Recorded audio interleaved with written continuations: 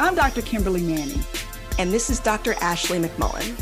And you're listening to the Human Doctor Podcast, where we explore the human side of medicine, along with teaching, living, learning, and all things in between. Using the power of storytelling, conversation, and connectedness. Hey, we're two dope academic internal medicine doctors, but we ain't your doctors. So if you perceive anything we say here as medical advice, no, it ain't that.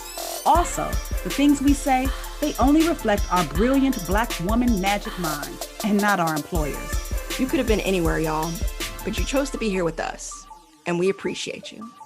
Let's go. This meeting is being recorded. Yes, it is. Mm-hmm. Well, you're looking lovely in black and white, very classy. Thank you. I'm trying to keep it a little classy. I had to teach at the medical school today, and I wanted to, give the appearance that I'm grown and that I'm a role model. Mission accomplished. At the end of my talk on the last slide, the thank you slide, it was like a random QR code. I was like, I'm sorry, y'all. I've given this talk before, but I don't remember what this QR code is for.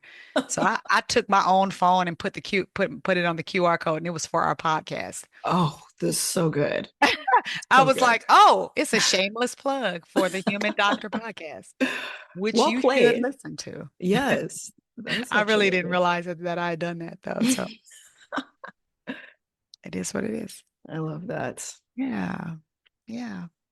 I was thinking about my numbers today. What are you on a scale of 1 to 5? Well, I'm gonna give an honest trajectory because I feel like I woke up around a 4. Okay. Have now landed more like I would say like a 4.7. Ooh. So yeah, certain times of the month I am much more tender than others. And I was feeling that this morning. Mm-hmm. And also being back in the Bay and like it's the beginning of a new week. And I still like kind of embody that voice of Rush, like you mentioned in that last episode. And, even though I'm obviously on a sabbatical and am allowing myself, space and time for rest and creativity, I find myself still fighting these internal battles around feeling unproductive and like I'm running out of time and why haven't I done XYZ thing with my life yet? And it's just like from the moment I wake up, it's just the mind is off to the races. So what did you say to the voice of Rush? I said, I'm going to give myself permission to not do the things today. I left my phone in my apartment and went and just walked around Oakland for like 2.5 hours. Wow. Went to the library, went to one of my favorite little bodegas on 17th near Lake Merritt, and then planted myself in my favorite spot along the lake and just like literally just laid on my back and faced the sky. And throughout this walk, I was just kind of naming the little things that brought me joy. I love it. I love it. So, lots of children outside. And when the sky is blue and the sun is out and the birds are singing, it's really grounding. And just seeing people like happy, laughing, seeing flowers start to bloom, even though it's technically still winter. Yeah. So that really helped me a lot this morning. I love that. I love that. I love that. I think I am I'm like a 4.8. Not really the missing point too is it's a little cold outside, but I had a mostly really good day. I actually had something happen to me today that was a little tiny slice of joy that I liked, that I was thinking about. So first of all, I was walking through the clinic last week, and one of our medical assistants who I love working with, she was walking through the hallway and we made eye contact, and I see her every day and talk to her every day, but I realized her name is an Arabic name. And I stopped her and I was like, are you observing Ramadan? And she was like, I am observing Ramadan. And I was like, oh, okay. Ramadan Kareem, is that what I say? She's like, you can say Ramadan Kareem, you can say Ramadan Mubarak. Yeah. She's like, I appreciate that, Dr. Manning. I was like, no problem. That was last week. So she was like, Ramadan Kareem is good. And I was like, okay. So fast forward to this week, I was the early person in clinic, and in our clinic, we release the person early who was the one who arrives early. So I arrived, I had been released, but I jumped into a patient room to take a meeting. And when I came out of my meeting, a resident said, Dr. Manning, I want you to help me with this patient. I want you to help me talk to her. And I was supposed to be gone. But I'm so glad I was still there because this woman that I ended up meeting was lovely. And the first thing that happened when I walked in the room, she was wearing hijab. And I said, Ramadan Kareem. And Mm, she was like, and she smiled at me. She was like, oh man. She's like, you know what? I appreciate that. mm. And a big component of what was going on with her was connected to the fact that she was fasting. Like, so her blood sugars were kind of a little bit, tricky. And I know some people don't fast if they're diabetic, but she's sort of like borderline. And the fact that I knew she was fasting, acknowledged it, talked to her about it. My resident who had been seeing her hadn't even thought about that. And I was like, see, it does not matter what you think about whatever the letters or whatever these things are that you call these things, DEI or whatever they Mm. are. At the end of the day, people just want to be seen, Yeah. and everybody has different lives. And you gotta be around different kinds of people so that you can apply what you learn in one space to the other. And if Mhm. Hamda had not told me what to say to that patient, then I don't know that I would have known what to say. And I'm happy that I agreed to see her, even though it was time for me to go, because it was warm and we ended up having a really good connection. And she ended up showing me pictures of her kids. And I ended up walking out of Grady with her when she Mm, finished her appointment. And it was mm. dope. And it was so small. It was such a small thing, Yes. that I appreciated that. And it Yeah. made me realize how many of my colleagues who observe Ramadan just completely get ignored during a time that is of great significance to them. So, to everybody out there who listens to the Human Doctor, Ramadan Kareem or Ramadan Mubarak.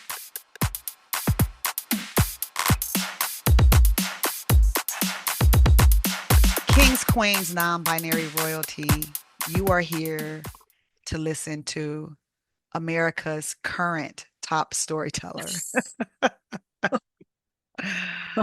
who looks perfect exactly as she is, Mm, unless she decides to get more ink on her arm, which is highly possible. mhm, So, Dr. McMullen and Mahalia, who is in braids, mhm. what is the what? The what? And by executive producer decision, because this is a repeat, the what is home. Home. Mhm. Ah. Yes. What images are conjured at the word of home, Dr. Manning? Hmm. When I think of home, I think of a place where there's love and affection. I swear I had planned to ask you the question. I was just like, there's a 99.9% chance she gonna start singing that song from The Wiz. Oh, if you know, you know. I mean, if you don't know, if you do not know those words, you need to Google the Wiz. But yeah, I don't know. I think of home as my house, as like a physical place, but I Mhm, also think of it as people. And I think home for me right now is my husband, mhm. especially my children, my siblings, my Yeah. sorority sisters, Mm. Grady Hospital, you. Oh, I love Yeah, that. that's I home. love that. Yes. Mhm. I think also of a place, specifically my grandparents' home. Okay. Their house was very much a home for me, but also feelings of stability, safety, warmth, and particularly belonging, I think is what I attach to a sense of home. And so I want to talk a little bit about my attachment to a particular place and how that evolved over time. Part of this you might already know, but for other listeners, I'll just kind of throw in some details. So My earliest childhood memories are growing up in my grandparents' house in Hillside, Illinois, which is a suburb of Chicago. My parents split when I was very young, and so moved in with my grandparents. And that's really where I developed a sense of home and belonging. It was a multi-generational household. There were always people around. I felt always very, very loved, a sense of belonging and warmth, and also these very embodied memories. Mm-hmm. Like every time I hear a train in the distance, I think of my grandparents' home because there were some train tracks nearby. Every time I like smell old wood in a home, like especially in the summertime, it reminds me of their home. And every time I see freeze pops, like flavored ice that you have to push up, that was always in the basement. So it's just like an embodied feeling of home for me, this place in Illinois. When I was about 6, we moved back to Texas. We moved into a nice house, great neighborhood, safe streets. I could, walk to school, play in the parks. Or my mom was looking for good public school systems where we could enroll. So with that in mind, of course, usually the trade-off is that these neighborhoods tend to be pretty homogenous and mostly white. And so I grew up in that environment going through grade school, and that kind of contrast between my grandparents' home and the homes in Texas always kind of left me feeling this sense of separation. But I would spend like every summer going back to Chicago. And even when I was old enough to travel by myself, I would go multiple times throughout the year to go back. And it was always this sense of home and attachment there. And particularly, my grandmother being like the primary conduit of a lot of that sense of home and safety for me. But whenever my grandmother would come to visit, she would always talk about wanting to move south, like particularly to Houston, where we were. And I could never really understand that until I recognized that she grew up in Mississippi. Or at least that's where her childhood was formed. And she always had this sense of home that was attached to the South. And my grandparents would always talk about moving, but it was kind of like we talk about that idea that you kind of pat on the head and don't really do anything with. Right. And fast forward to 2019, they started seriously looking at homes in Houston and actually found a home that they wanted to buy and purchase that home. And I remember having very mixed feelings about that, because on the one hand, I could see that they were super happy about it. But I felt like, my childhood and my safety was attached to this home in Illinois. Right. And I could not wrap my head around like that change. And particularly like they were in their 70s at the time. I just happened to be in Houston the same weekend when they signed the papers for the house. Wow. I have this great photo of them with like, the big cardboard key. They're all dressed up. And the house itself that they bought was this beautiful suburban, like 4-bedroom sprawling home with a swimming pool. Okay. And it was like their inner children were like leaping for joy because it was unlike anything that they had dreamt of growing up. So they moved in 2020 officially, like during April, during the pandemic. And then when I finally went to go see them in the house, I was really shocked to see that everything that was in the old house was now in the new house. Oh, wow. Like even the furniture, a lot of it they'd had like refurnished and reupholstered. And then there were all these keepsakes. So stuff that I didn't even know that they had held on to or where they'd even fit that in the house in Illinois. Stuff that we had like made in preschool, like so many cards that we had mailed, like report cards, like pictures. And my grandmother spent like that entirety of like those months that she was there putting all this together. Like there was these built-in shelves with family photos and keepsakes that were just incredible to go through. She even had like the old sheets that I used to sleep in when I was living there. And I got to spend about 36 hours in this home with them. And it was just like the best 36 hours of my life, walking through these memories. And like, it also expanded my awareness of how home can change and how we can bring the best of, one particular place and renew it in another. I got to spend the night in the house and the next morning wake up to my grandmother making breakfast, which is something I always loved about Chicago. It was the same stuff and it never got old. It's hot links on the griddle, grits, Mm-hmm. coffee, eggs, scrambled. Mm. And I got to wake up and I remember just laying my head on her shoulder as she was cooking and telling her that actually I didn't say anything. She heard my thoughts and she said, I love you back. And it was so amazing to have that experience. So, as most people know, my grandmother died shortly after that. Actually, exactly, she had a stroke exactly, I think, 2 days after that day that I spent the night there. And from there, it was a series of events that eventually landed her in hospice, and she died in that home in the front room. And one of the things that I didn't realize until I was home recently was that the day that she died was almost a year to the day that they signed the papers for that house. Wow. So, fast forward again to this most recent Christmas, Mm-hmm. December 2025. My family and I, particularly my mom and her siblings and their families, all came together to celebrate one final holiday in this house because we were going to put it on the market. Wow. And I remember, I think we talked about this a little bit because I was, anticipating perhaps it would be a little bit somber and heavy this season. And I was really surprised that it was the exact opposite. Mm. Like my uncle decked out the house and like a bunch of decorations. We had all the photos up. We were playing games. It was loud. People were getting rowdy. We Yep. poured a few drinks. Like, even though nothing was ever explicitly named about it being the last holiday there, or even about like missing my grandparents, it was just like their presence was there. Mm. And we celebrated in exactly the way I know that they would have wanted, when they envisioned having this house and the family for a long time. And one of the beautiful things about this sabbatical season is that I got to be at home for many weeks after the holidays. Usually I fly in for Christmas, New Year, and I have to come right back.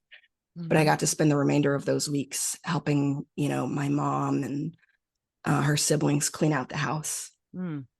We ended up with a lot of keepsakes, but we also like threw out or donated a lot of stuff, which I also anticipated was going to be hard, but it actually wasn't.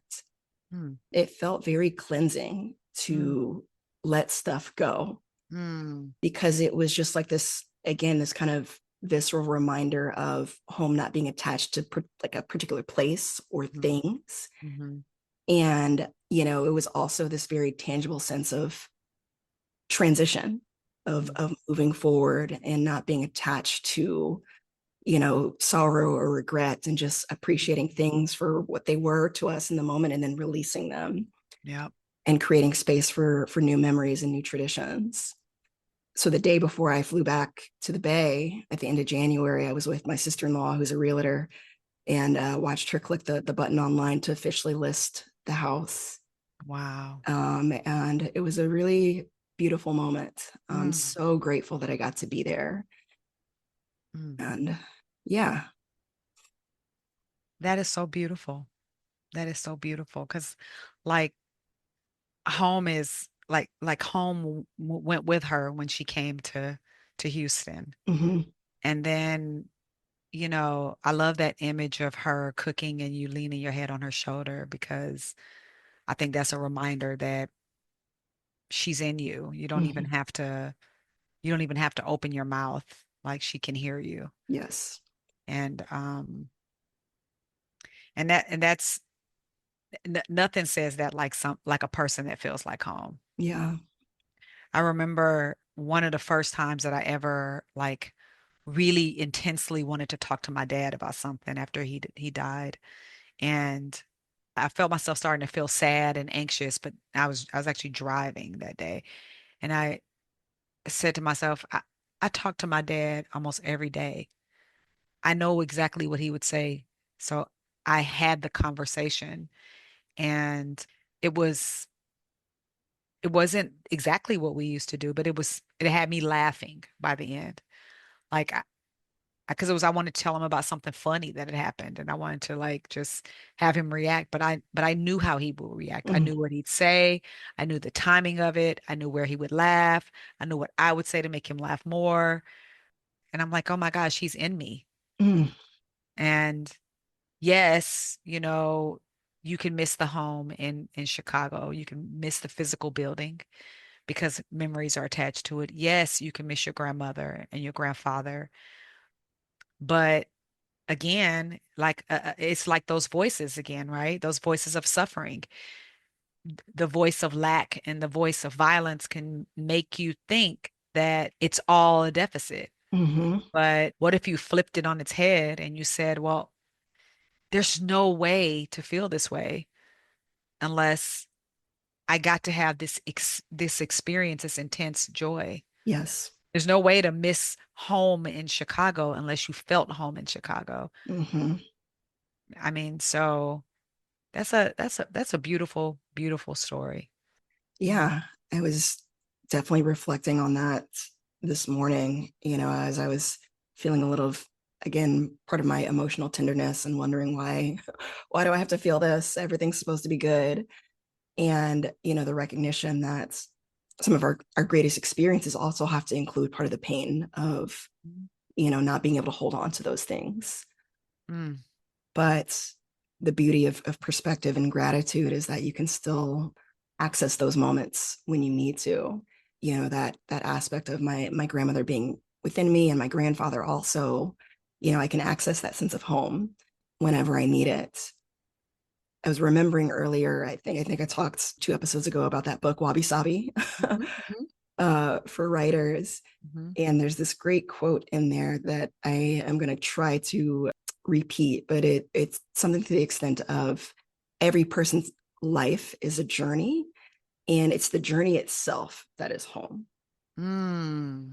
And so it's not that we try to get to a place that is home and then like hold on for dear life, is Yeah. that we Yeah. carry it with us. Yeah. That's what was so powerful about The Wiz. I mean, obviously, I know people know The Wizard of Oz, but The Wiz, which is the adaptation of The Wizard of Oz, there's this part in the movie adaptation. Did you ever see the movie, The Wiz movie? With Michael Jackson. Mm-hmm. Yes. Yeah. Well, at the very end of the movie, Diana Ross, who was playing Dorothy, she is singing the home song, and it's the very end. It's like the the big crescendo moment in it. And when it was on Broadway, it was Stephanie Mills, and there was a lot of controversy around Diana Ross. But something about the way Diana Ross sang that song, every time I hear it, it actually moves me to tears. One, because she was singing it live, it was one take. But I mean, it's just like you feel the words in a way that like just hit you to your core. So I was thinking about that as you were telling your story. So there's a part toward the end of the song. She says, if you're listening, God, please don't make it hard to know if we should believe in the things that we see. Tell us, should we run away? Should we try and stay? Or would it be better just to let things be? Mm. Living here in this brand new world might be a fantasy, but it taught me to love. So it's real, real to me. And I've learned that we must look inside our hearts to find a world full of love, like yours, like mine, like home. And baby, by the time she gets to that part, and I've learned, I am weeping. I'm surprised I read it. I'm glad I didn't hear her singing it because it's so moving, but the words themselves are so powerful Mm.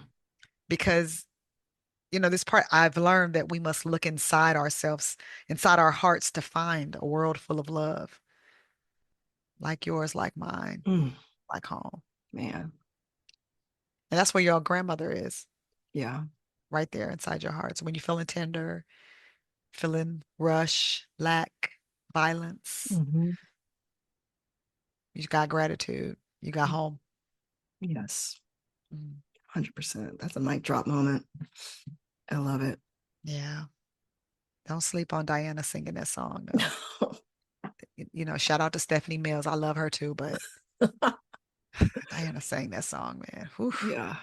Mm-hmm. Well, thank you so much for blessing us with that absolutely beautiful story. I think I like some of my favorite stories you tell are stories that include some sliver of your grandmother. Those are also my favorite stories to tell. Yeah. It's a great way to honor her and just honor love and the home that people create for us. What a blessing to have that with your grandmother. Absolutely.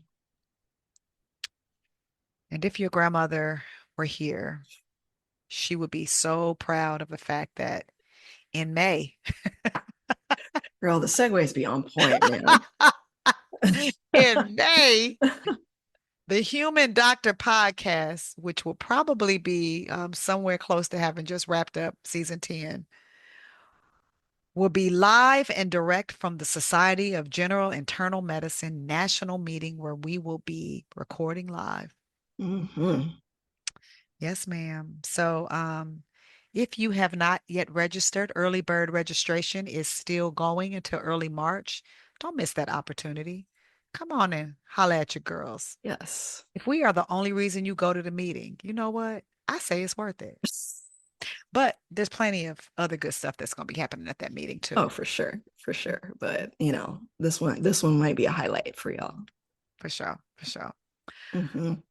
All right. Well, sis, it's been real and it's been great. Yeah. I think I just went up a notch on my number. I'm a 4.8 now. Was Great. I 4.8? No, I'm a 4.9. You were, but I'm a 4.9 now. I'm headed up to 4.8. Yeah. That's there we go. Yes. There we go. All right. All right. Love you. Love you too.